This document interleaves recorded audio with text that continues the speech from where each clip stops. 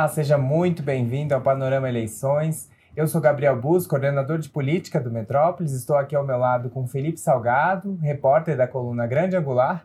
E hoje nós recebemos a candidata do Democracia Cristã à presidência da República, Clariana Brandão. Candidata, muito obrigado por ter aceitado o nosso convite. É um prazer recebê-la. Eu que agradeço, Gabriel, Felipe. É a oportunidade de estar aqui no Metrópole hoje para nós realmente é muito importante. São essas aberturas, esses meios de comunicação que vai dar a nós a condição de levar as nossas propostas adiante para o eleitorado. Candidata, eu queria abrir a nossa série de perguntas falando sobre a bancada feminina, as mulheres na política. A senhora é uma das únicas candidatas à presidência da República nesse pleito. Essa eleição só tem a senhora e a Samara, do Partido União Popular. Na corrida presidencial, são 13 candidatos e só apenas 2 mulheres. Como que a senhora vê o papel da mulher na política e a representação atual das mulheres na política?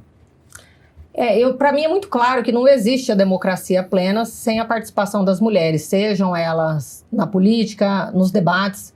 Hoje o Brasil tem predominantemente um eleitorado feminino, são 52,8% de mulheres.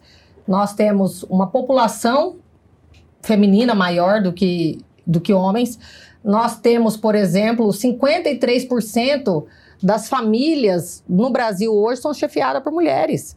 E nós temos uma bancada política muito pequena. Nós temos poucas mulheres participando da política. Aí nós já tivemos algumas medidas importantes, por exemplo, lá em 96, quando se instituiu as cotas, era ainda na 20%, as cotas para candidatos, e aí isso ampliou para 30% em 2009. Depois a gente tem aí a garantia do percentual do fundo eleitoral, das cotas. Tudo isso já em 2018, tudo isso num estímulo de trazer mulheres para a política. Mas o fato é que as mulheres, elas encontram muita resistência, inclusive dos próprios partidos. Hoje, o partido, a diretoria nacional ou as executivas estaduais, elas priorizam, escolhem os seus candidatos, priorizam aqueles candidatos e lançam as mulheres só para fazer uma base aí para elevar. Então, eu defendo ativamente que tenhamos cotas de assentos, cotas de cadeiras para as mulheres, para que a gente possa realmente ter essa representatividade que a gente precisa no Congresso Nacional. Candidata, o Partido Democracia Cristã retirou a pré-candidatura de Aldo Rebelo. Depois flertou com a possível candidatura do ex-ministro do Supremo Tribunal Federal, Joaquim Barbosa, relator do Mensalão. Sim. Nesse contexto, portanto, a senhora surge como uma espécie de plano C do partido. Como convencer o eleitor de que a sua candidatura não é uma alternativa de última hora da sigla? Veja bem, eu até gostei do plano C, que é o plano C de Clariana, né? Até gostei. Mas eu não acho, eu acho que as coisas, elas são feitas das oportunidades. Então, o partido entende, o partido teve, eu acho muito natural que o partido busque pessoas que tivessem um renome, um conhecimento público maior, né? Uma maior notoriedade. Mas o partido passa por um momento que eu falo que é uma metamorfose, que tem uma leitura de que uma candidatura de mulher é que o Brasil precisava, porque nós temos aí 13 chapas registradas e só 2 que são lideradas por mulheres.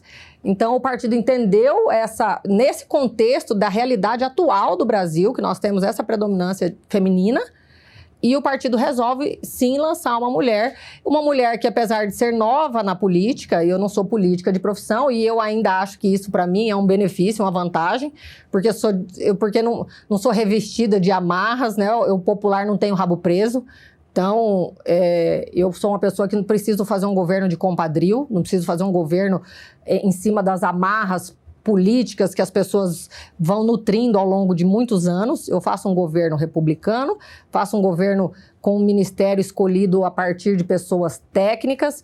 Então, eu acho que isso só vem a acrescentar. E o que eu preciso é dessa oportunidade. E eu sempre digo assim, apesar de ser uma política nova, eu peço que as pessoas pesquisem o meu nome na internet, pesquisem quem é a Clariana Brandão, antes da eleição, antes da candidatura. Eu tenho uma vida toda dedicada a causas sociais, ao cuidar, ao atendimento.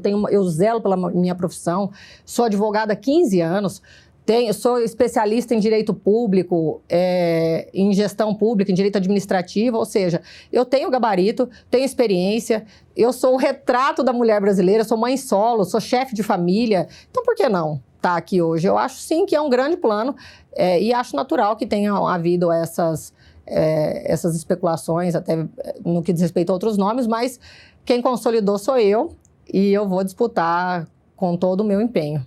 Queria só fazer uma correção antes de fazer a próxima pergunta. Eu falei Brandão, mas na verdade é Barão. Peço perdão, viu, Imagina. Candidata?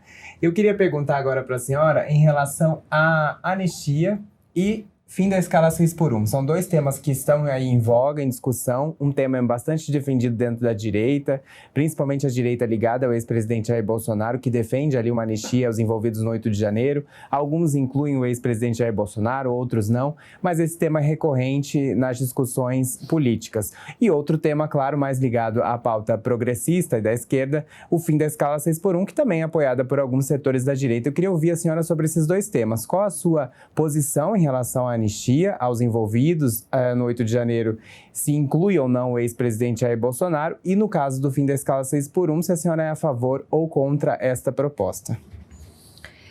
Eu sou a favor da individualização dessas penas e da proporcionalidade dessas penas. As pessoas não podem ser jogadas numa vala comum como aconteceu.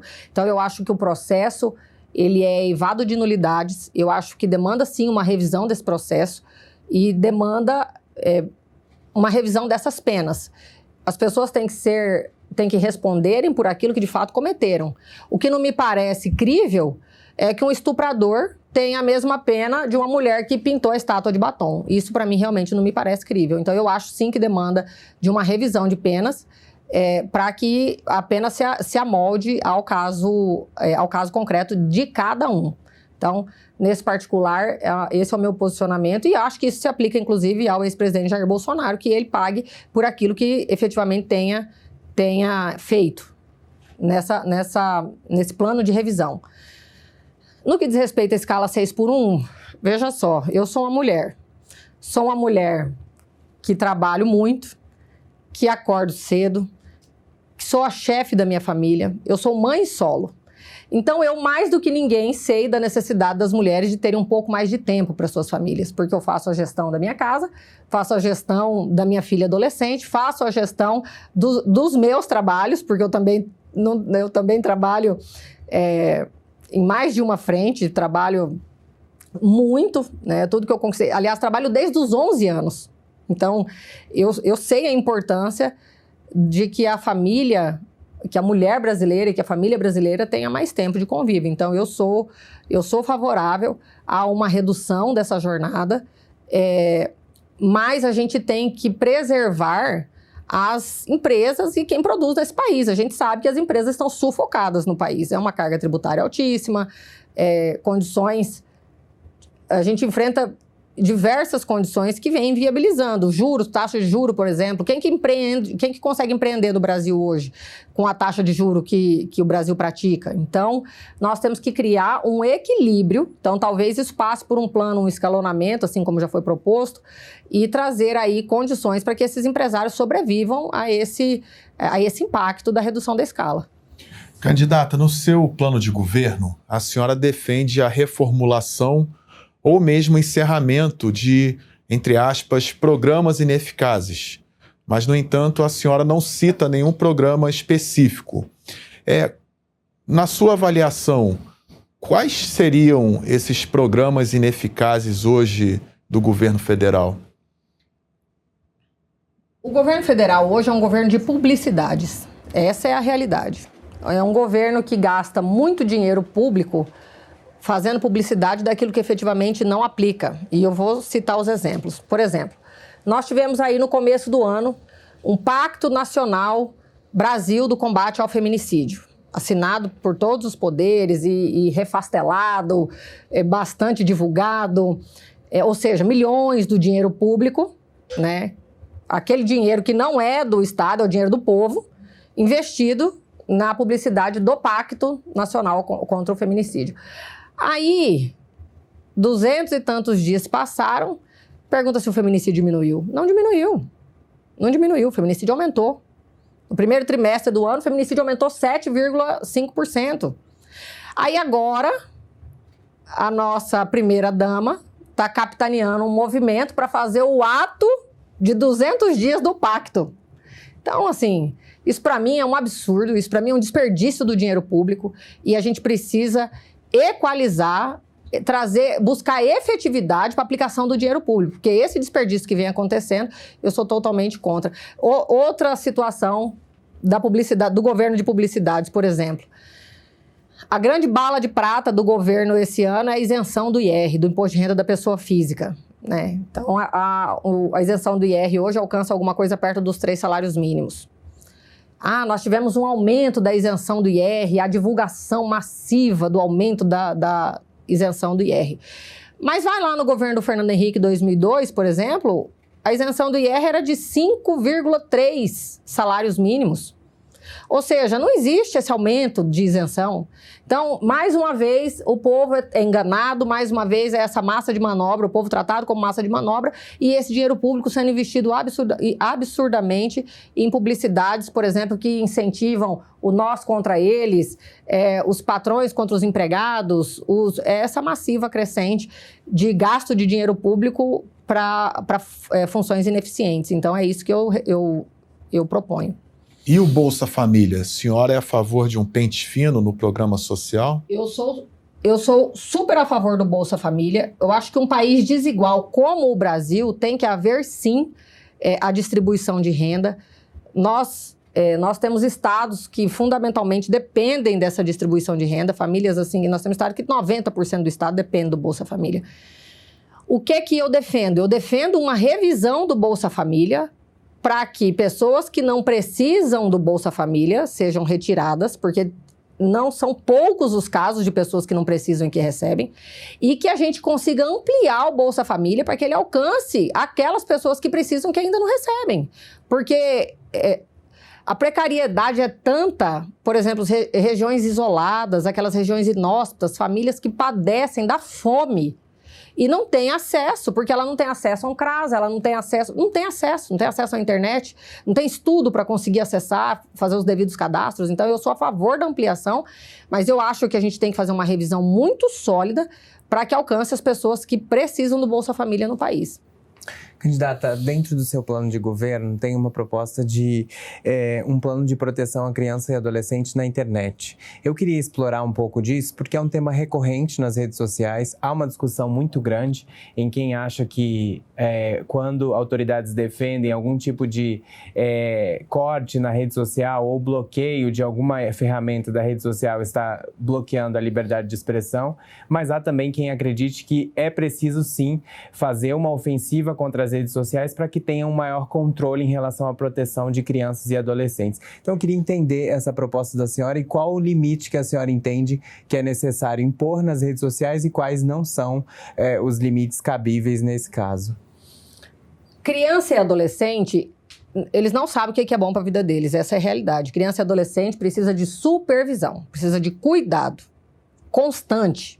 O que acontece hoje? O que nós temos hoje? Nós temos um Brasil que superexpõe crianças e adolescentes a uma sexualização, a uma erotização absurdamente precoce. Hoje a pornografia está a um dedo de distância, um clique de distância do adolescente. Ele tem acesso irrestrito a isso, a esses materiais. E aí o que acontece? Nós temos um país hoje que 38 crianças de 10 a 14 anos dão à luz por dia no Brasil. 38 crianças.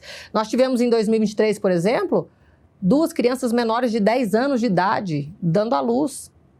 Então, é óbvio, nós temos uma cultura do estupro implantada, massificada. Nós temos jovens, por exemplo, isso foi notícia, fazendo listas das estupráveis nas escolas. Então, esse acesso indiscriminado para crianças e adolescentes só tem trazido malefícios para esse país. A gente precisa, sim, trazer a criança, como eu disse, criança e adolescente precisa de supervisão. Os pais, muitos pais hoje lavaram as mãos e o governo também não tem feito nada. Essa exposição hoje é uma crescente. E a gente precisa trabalhar isso. Então, para crianças e adolescentes, eu sou super a favor de restrições severas dessa hipersexualização e erotização que vem acontecendo. Essa restrição passaria, por exemplo, por regulação das redes sociais? Para crianças e adolescentes, sem dúvida nenhuma. A senhora acha, por exemplo, que esses projetos que estão avançando, principalmente na Europa, de restrição de redes para adolescentes, né, para crianças e adolescentes até 16 anos, 14 anos, seria uma discussão a ser feita no Brasil daqui para frente? Seria uma discussão a ser feita no Brasil, sem dúvida. Nós temos no Brasil crianças de 10, de 11 anos vivendo em situação conjugal. Isso é inadmissível. A gente fala tanto, hoje tem uma campanha grande do Afeganistão, do regime talibã, dos casamentos infantis, e o Brasil é o 5º no mundo de casamento infantil, infanto-juvenil. Veja que absurdo isso. Então o problema está aqui. E a gente precisa combater isso. E isso passa umbilicalmente pelo acesso às redes. As crianças hoje estão a um clique, como eu disse, da pornografia. E de conteúdos, por exemplo, agora tem as trends das redes, tem uma trend que fala assim, se ela dizer não, o que você faria? E aí estimula os gestos de facada, de soco, Quer dizer, essa internet serve para quê? Nesse particular. Então, para crianças e para adolescentes, eu não tenho nenhuma dúvida que realmente a gente precisa trabalhar num controle. Candidata, no que se refere à segurança pública, o seu plano de governo prevê o sufocamento financeiro das facções criminosas, a separação dos líderes das facções em presídios e restrição das comunicações ilícitas. Eu pergunto à senhora, isso já não é feito? Era para ser feito. Mas, sem por dúvida exemplo, alguma. o sufocamento financeiro das facções. O governo Lula propõe justamente pegar pelo andar de cima, né, as com facções. a PEC da segurança. Não só pela PEC da segurança, a Operação Carbono Oculto, por exemplo, revelou, né, uma teia de operações financeiras por meio da Faria Lima, de fintechs, né, com dinheiro do crime organizado. Então, essa já não é uma proposta que o governo já vem implementando? Eu acho que o governo é muito seletivo nessas propostas. Eu acho que a gente tem que ampliar. Eu que venho do Mato Grosso, que é uma região de fronteira, eu sei o alcance, por exemplo, do tráfico de drogas naquela região e do alcance que o tráfico tem em relação aos outros países, por exemplo. Então, eu acho que a gente tem que... eu sei que o tráfico internacional de drogas é um problema de vários países, né? Não é só do Brasil. Eu acho que o governo tem... Eu costumo dizer assim, lei nós já temos o suficiente. Lei nós já temos o suficiente. Nós temos lei aí que fala... A lei agora antifacção é uma lei boa, é uma lei que vem trazendo condições para a atuação do governo frente ao combate da criminalidade. Aí nós temos essa PEC da segurança pública, que eu tenho algum ponto de discordância, mas sim, sou na maioria favorável. Então, eu acho que lei a gente tem bastante. O meu programa de governo em relação à segurança pública passa por esse sufocamento financeiro. São 2 pontos cruciais. Todos eles são importantes, mas 2 pontos cruciais. O sufocamento financeiro, eu acho que o governo faz isso hoje de uma maneira muito seletiva. A gente precisa ampliar isso, linhas gerais, buscar combater as rotas do tráfico, buscar quem são os chefes, independente de onde isso vai dar, o dinheiro vai rastrear. Onde que isso vai dar? A gente não pode ter medo, a gente tem que combater. O que acontece hoje é essa seletividade. Então, e num outro ponto, nós precisamos retomar a gestão dos presídios, porque o chefe da facção hoje, ele não está preso, ele está trabalhando em home office, né? É um fato. O chefe da facção hoje trabalha em home office. Ele toca a estrutura de uma facção de dentro de um presídio. Então, isso precisa mudar e isso nós vamos ter uma atuação muito firme nesse particular. A senhora é a favor da classificação das facções criminosas como grupos terroristas, como foi imposto pelo governo Trump às facções brasileiras? Eu acredito nessa perspectiva que eu trouxe para vocês. Até eu ia fazer esse adendo, mas imaginei que vocês iam me fazer essa pergunta, deixei para vocês fazerem. Eu acho que lei nós já temos muitas. A lei antifacção, ela entrou em vigor agora esse ano, em março desse ano, já é uma lei muito ampla, que já outorga poderes robustos do combate às facções. Então, eu acredito que a gente já vai conseguir trabalhar bem por aí. A PEC da segurança, que já está numa tramitação adiantada, já vai contribuir para que a gente trabalhe bastante esse combate. E eu acho que, antes de qualquer coisa, a gente tem que preservar a soberania do país. Então, a soberania do país, ela é intocável. E aí, eu acredito que não nesse momento eu trataria das facções como terroristas, porque nós temos leis. As pessoas, elas falam, as pessoas gostam do like. Não, eu sou a favor que transforme facções em terroristas e tal. Mas pesquisa as leis que nós temos. Nós temos leis boas para aplicar e combater. Agora, nós precisamos do quê? De efetividade? O que nós não temos hoje é efetividade. A senhora vê essa defesa, muitas vezes, de classificar essas facções como terroristas como um marketing político? Como ideologia, né? A política hoje ela é dividida em ideologia. Então, um lado, eles colocam o presidente Trump no altar e homenageiam ele e qualquer coisa que ele faça. As boas e as ruins, porque ele faz coisa ruim e faz coisa boa. Todo presidente faz, né? E de um outro lado, enfim, traz... A nossa polarização hoje diz assim, se o lado A está no poder, segrega-se absolutamente o lado B. Se o lado B está no poder, segrega-se absolutamente o lado A. Como se não existissem ideias boas dos dois lados, né? O meu lado é o lado do Brasil e o lado dos brasileiros. Então, para mim, tem ideias boas dos dois lados e é por aí que nós vamos trabalhar. Candidata, eu queria falar agora sobre orçamento. A senhora tem um plano de governo que fala em criar um painel público de... demonstração da execução orçamentária e eu queria perguntar se isso inclui, por exemplo, tornar mais transparente a questão das emendas parlamentares, que é uma discussão muito ampla hoje no Brasil. Hoje o Congresso tem um domínio enorme sobre o orçamento público e eu queria perguntar se isso estará no painel, né, essa execução das emendas, se essa proposta também inclui elas e como que a senhora pretende lidar com esse engessamento do orçamento público que vem crescendo ano a ano, independente do presidente, em relação ao Congresso Nacional. Tá. Hoje nós temos aí 25% do orçamento da União comprometido por emendas. Então, nós temos, acho que, 61 bilhões de reais em emendas.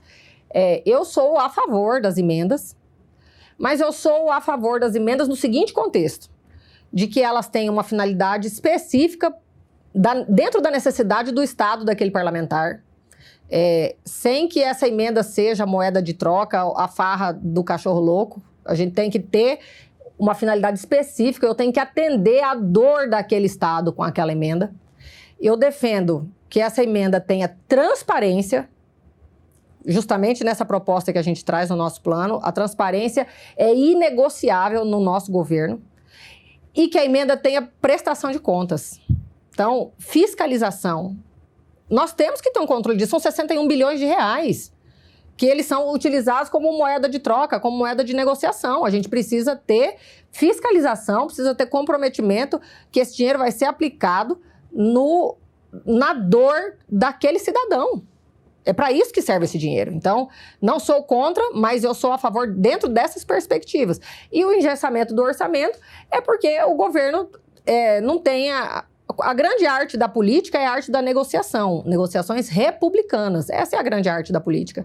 E o que a gente vê hoje é um governo engessado. Entra governo e sai governo, de novo é o que eu estou falando. Lado A segrega absolutamente lado B e vice-versa. Então, não existe um caminho do Brasil, um caminho onde as pessoas ouçam. A gente precisa ouvir. E aí, o que eu vou dizer para vocês? Essa é uma grande habilidade das mulheres. As mulheres, elas são grandes gestoras no sentido de habilidade de resolução de conflitos. E isso nós temos pesquisas sobre isso. Nós temos pesquisas, por exemplo, em 125 países que constatam que países presididos ou geridos por mulheres são países onde tem menos corrupção. Isso é dados de pesquisas reais. Nós temos pesquisas, por exemplo, inclusive pesquisa da revista Exame, publicada na revista Exame, que diz que o Brasil, as empresas brasileiras que as mulheres possuem cargo de gestão, essa empresa tem até 15% mais de lucro. Porque as mulheres realmente são boas, são habilidosas na arte da negociação, na arte de ouvir. Então, eu acho que a gente vai passar por aí. E eu presidente, Clariana, presidente, são esse caminho da escuta e da negociação e o caminho da conciliação é o que nós vamos prezar para o brasileiro. Mas, portanto, os homens são mais corruptos e mais ineficientes do que as mulheres? Quem falou isso foi a pesquisa.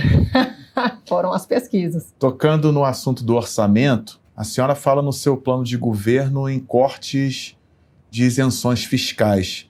Em que áreas a senhora defende o corte de subsídios? Eu acho que nós temos que fazer algumas perguntas para as isenções fiscais. E também não sou contra. Mas veja bem, a isenção fiscal, a que fim ela se destina? Quantos empregos ela está produzindo? Qual é o retorno financeiro para o país que ela está trazendo? Quais investimentos ela está fazendo? Isso é uma matemática muito simples, muito simples. O retorno da empresa é maior do que o subsídio? Vale a pena. Nós temos empregos, colocações formais de trabalho. Enfim, nós precisamos fomentar emprego no país, empregos qualificáveis. Então, é uma conta matemática. O que acontece no país hoje? Acontece que nós temos grandes empresas beneficiadas por incentivos fiscais, empresas por uma relação de compadrio. Eu gosto de usar esse termo porque é um governo, nós temos aí o terceiro mandato do presidente Lula, é um governo permeado de interesses, interesses não republicanos. Então, eu acho que os incentivos, hoje o Brasil compromete aí quase 5% do PIB em incentivos fiscais. E a gente precisa revisar essa realidade para que esses incentivos realmente atinjam a finalidade a que eles se destinam, que é oportunidade de emprego, enfim, investimento para o país, lucro. Então, nesse contexto, eu sou favorável. Candidata, a gente tem uma discussão hoje em relação ao Supremo Tribunal Federal. Tem candidato que propõe idade mínima, tem candidato que propõe mandato para ministro do Supremo Tribunal Federal. E eu queria ouvir da senhora quais são as suas propostas em relação ao judiciário brasileiro, não necessariamente só em relação ao Supremo Tribunal Federal, o que a senhora defende para hoje como mudança para o judiciário. Primeiro, eu defendo a equidade. Primeiro de tudo, eu defendo a equidade. Nós temos um TSE com 8 ministros, 8 cadeiras e apenas uma ministra mulher. Nós temos um STF com 11 cadeiras e uma ministra mulher. A senhora defende cota no STF? Eu defendo equidade. Nós vamos ter agora... Eu vou concluir a parte do STJ. Nós temos 33 cadeiras no STJ e apenas 5 mulheres. Então, é um absurdo nesse país feminino que nós temos hoje, predominantemente feminino, que nós não tenhamos representantes mulheres nos poderes. Então, nós temos que trabalhar para isso e defendo essa equidade. E, inclusive, me comprometo, se presidente, se eleita, que os 4 ministros que serão escolhidos pelo próximo presidente serão mulheres escolhidas pela técnica, pela relevância profissional, pela carreira. Então, esse é um ponto crucial. A gente tem que buscar, é um absurdo a gente falar que o nosso judiciário é composto com esse índice mínimo de mulheres. Bom, para o STF, eu defendo o mandato, acho que isso é muito legítimo, acho que o ministro ele não tem que estar atrelado infinitamente ao presidente que o escolheu. Ele tem que ter um mandato, acabou, escolhe outro. Né? Defendo o mandato, defendo o fim das decisões monocráticas. Eu acho que não cabe um ministro ou uma pessoa, aquele ministro é uma pessoa que erra e que acerta, decidir para milhões de outras pessoas brasileiras. Então, defendo o fim das decisões monocráticas. E, fundamentalmente, eu defendo o Estatuto da Magistratura. Pouco se fala a respeito do Estatuto da Magistratura, que é uma lei prevista lá no artigo 93 da Constituição Federal, e é uma lei de iniciativa do STF, foi apresentada pelo STF no Congresso em 1992, ficou 11 anos parada, não houve apreciação. Em 2003, o STF pede essa lei para uma revisão, para uma suposta atualização, e nunca mais foi apresentado ao Congresso novamente. Ou seja, nós temos hoje um judiciário que é regido por uma lei orgânica de 1979. Isso não acompanha em nada a realidade dos fatos de hoje. E eu entendo que o judiciário tem que ter uma independência, sou muito favorável, mas ele tem sim que ser subordinado a regras. Então precisa ter o Estatuto da Magistratura, isso é urgente. nesse país. Candidata, eu queria abordar, a senhora já falou de mulheres no judiciário, falou também do Pacto contra o Feminicídio, eu queria abordar justamente o feminicídio, que é um tema recorrente nas campanhas também, principalmente porque os candidatos também têm interesse, óbvio, eleitoral, porque mulheres, como a senhora tem dito, são a maioria do eleitorado. E eu queria perguntar justamente sobre a sua proposta para o combate ao feminicídio, porque, como a senhora mesmo trouxe aqui na entrevista, hoje o feminicídio vem crescendo no país. Claro que antigamente não se discutia tanto esse tema, mas agora ampliado, e ainda há quem defenda, inclusive na internet, quem defenda ali que a mulher tenha que ser posse do seu marido ou, né, de homens da família. Como que a senhora pretende fazer o enfrentamento a esses índices tão altos de feminicídio que a gente vem acompanhando? Só em 2025, 1.571 mulheres morreram decorrentes da violência de gênero. 1.571 mulheres. E 3 vezes mais do que esse número foi o número de tentativas, ou seja, quase 5.000 tentativas de feminicídio. Então, as mulheres hoje sobrevivem numa realidade de segregação, de cerceamento. Qual que é eu tenho um projeto muito importante para isso, mas qual que é a chave da liberdade da mulher poder escolher? É a independência financeira. A mulher precisa ter uma independência financeira para ela poder escolher. Porque a escolha da mulher hoje eu fico vivendo nesse ambiente doméstico de violência, porque a violência ela não começa no feminicídio, ela começa na agressão verbal, ela vai até que a mulher morre. Então, ou ela escolhe romper esse ciclo da violência antes de morrer e sair com os teus filhos e sujeitar os filhos, ver os filhos passarem fome, porque ela não tem profissionalização, ela não tem uma oportunidade no mercado de trabalho, ou essa mulher se sujeita a esse ambiente de violência para, no mínimo, não ver os filhos não terem o que comer.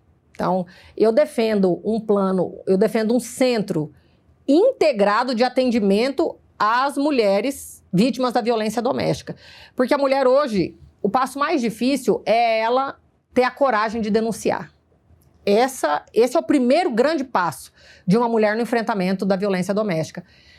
Aí, a hora que ela tem a coragem de denunciar, ela vai na delegacia. O que ela recebe? Você pensa que ela recebe acolhimento? Não, ela recebe uma lista de endereços. Ela fala, tudo bem, a senhora faz a denúncia aqui, assina aqui, agora toma essa lista aqui, a senhora vai no IML lá, no outro lado da cidade, o IML não tem vaga para fazer o exame de corpo de delito, vai ficar para um outro dia, a senhora vai buscar uma assistência num CRAS, que é lá no outro ponto, enfim, é isso que a mulher recebe, uma lista de endereço, não é acolhimento. Então eu defendo um centro integrado de atendimento para essa mulher, e lá nós vamos ter uma delegacia de atendimento à mulher 24 horas, nós vamos ter no mesmo local um posto de atendimento do IML para que ela possa de imediato fazer o exame de corpo de delito. Nós vamos ter um posto da Defensoria Pública para que ela possa requerer e tramitar as medidas protetivas, pedido de pensão, de guarda, enfim, tramitar pedido de divórcio, de o que quer que seja. Nós vamos ter um posto do CRAS, por quê? Porque existem benefícios eventuais para as mulheres vítimas de violência doméstica que elas não conseguem acessar.